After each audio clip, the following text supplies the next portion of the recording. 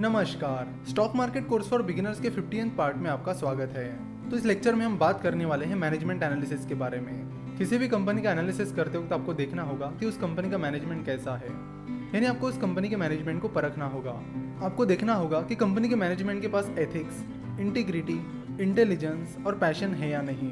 क्योंकि अगर कंपनी के मैनेजमेंट के पास एथिक्स और इंटीग्रिटी है तो वो कभी किसी से धोखाधड़ी नहीं करेंगे, और साथ ही उनके पास इंटेलिजेंस और पैशन है तो वो तेज़ी से अपने बिजनेस को बढ़ा सकते हैं। तो तेज़ी से बिजनेस को बढ़ाना और एथिक्स और इंटीग्रिटी के साथ बिजनेस को करना, ये दोनों भी चीज़ें बहुत ज़्यादा इंपॉर्टेंट है। तो अगर आप जनरल कंसल्टेंसी का मैनेजमेंट एनालिसिस कर रहे हो तो आपको देखना होगा कि कंपनी के को फाउंडर्स विवेक और योगेश और कंपनी के टॉप मैनेजमेंट के पास ये सारी क्वालिटीज़ है या नहीं। अब सवाल ये आता है कि कंपनी के टॉप मैनेजमेंट के पास ये क्वालिटीज़ है या नहीं, ये कैसे चेक करें। तो उसके लिए आपको उनके इंटरव्यूज़ देखने होंगे, उनके बारे में पढ़ना होगा, और साथ ही जनरल कंसल्टेंसी के एम्प्लॉयज़ से आपको टॉप मैनेजमेंट के बारे में पूछना होगा कि जनरल कंसल्टेंसी का टॉप मैनेजमेंट कैसा है। क्योंकि कंपनी के एम्प्लॉयज़ कंपनी के टॉप मैनेजमेंट को बहुत अच्छे से जानते हैं।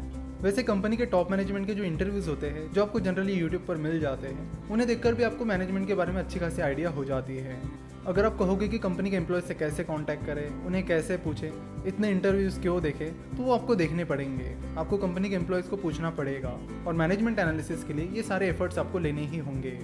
क्योंकि अगर आप बिना कंपनी के मैनेजमेंट को परखे किसी कंपनी में इन्वेस्ट करोगे जिसके फाइनेंशियल स्टेटमेंट स्ट्रांग है, बिजनेस ग्रोथ भी स्ट्रांग है, तो उसका ये मतलब नहीं है कि वो बिजनेस अच्छा है। क्योंकि अगर बाद में कंपनी का मैनेजमेंट ही फ्रॉड निकलता है तो बाकी चीज़ों का कोई मतलब ही नहीं बचता। मनपसंद बेवरेजेस नाम की एक कंपनी है जो कि शुरुआत में फाइनेंशियली अच्छा परफॉर्म कर रही थी, लेकिन बाद में कंपनी का मैनेजमेंट ही फ्रॉड निकला, जिसके चलते कंपनी की हालत अब बहुत खराब हो गई है।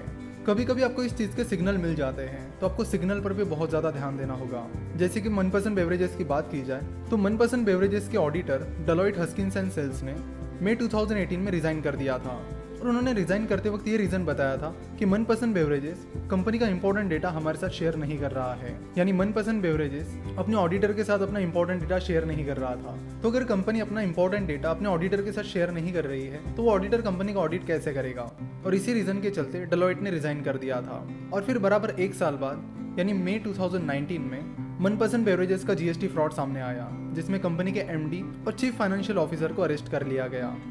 बाद में कंपनी के बहुत सारे बोर्ड मेंबर ने भी रिजाइन कर दिया। तो कई बार आपको इस चीज़ के सिग्नल मिल जाते हैं, ज़रूरत होती है आपको अलर्ट रहने की। और कंपनी के खराब मैनेजमेंट की वजह से फिर कंपनी के शेयर होल्डर्स को बहुत ज़्यादा नुकसान हुआ। पिछले साल अप्रैल में मनपसंद बेवरेजेस की शेयर प्राइस 400 रुपये थी, और अभी जून 2019 में कंपनी की शेयर प्राइस 30 रुपीज़ है। तो आप देख सकते हो कि शेयर होल्डर्स को इस कंपनी में कितना ज़्यादा नुकसान हुआ है, जिसका मेन रीज़न है फ्रॉड मैनेजमेंट। तो बस कंपनी के फाइनेंशियल स्टेटमेंट्स देखने से काम नहीं चलता है। मैनेजमेंट एनालिसिस बहुत इंपॉर्टेंट है जो आपको करना ही होगा, और उसे करने के लिए एक्स्ट्रा एफर्ट्स लेने होंगे। इसी तरह फोर्टिस हेल्थकेयर के ऑडिटर ने भी पिछले साल रिजाइन कर दिया था, जिसके बाद कंपनी के फाउंडर सिंह ब्रदर्स का फ्रॉड सामने आया था। तो जब भी कोई ऑडिटर कंपनी से रिजाइन कर देता है तो आपको उस वक्त अलर्ट होने की ज़रूरत है।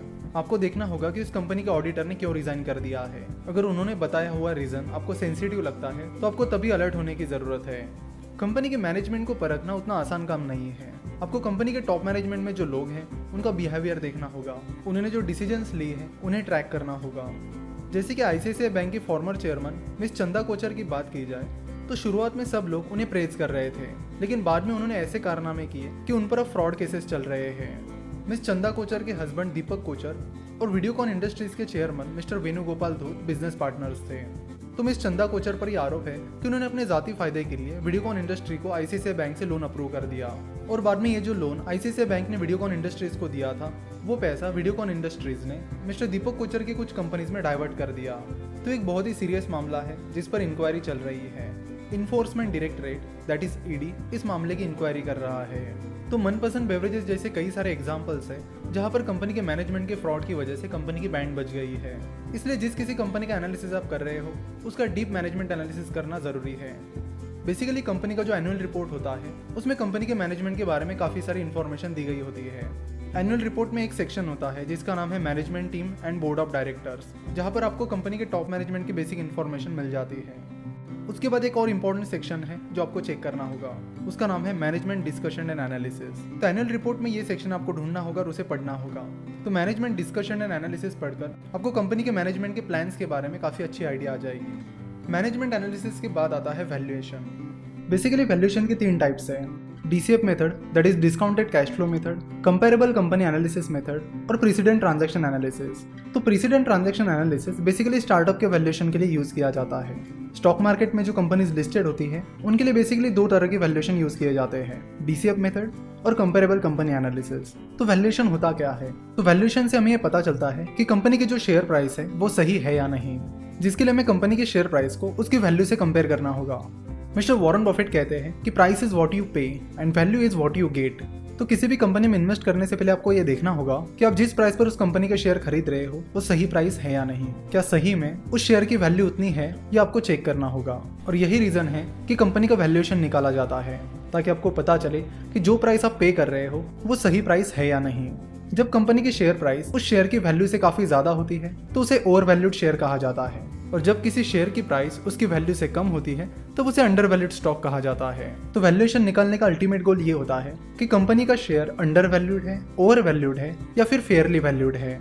जहां तक कंपेरेबल कंपनी एनालिसिस की बात की जाए तो कंपेरेबल कंपनी एनालिसिस में कुछ रेशोज की मदद से अलग अलग कंपनीज का वैल्यूएशन कंपेयर किया जाता है। तो सिंपल भाषा में बताओ तो कंपेरेबल कंपनी एनालिसिस में कंपनी का वैल्यूएशन नहीं निकाला जाता, बस कंपनी के वैल्यूएशन को उसी तरह की अलग अलग कंपनी से कंपेयर किया जाता है। जनरली कंपेरेबल कंपनी एनालिसिस में price to earning ratio that is PE ratio को कंपेयर किया जाता है।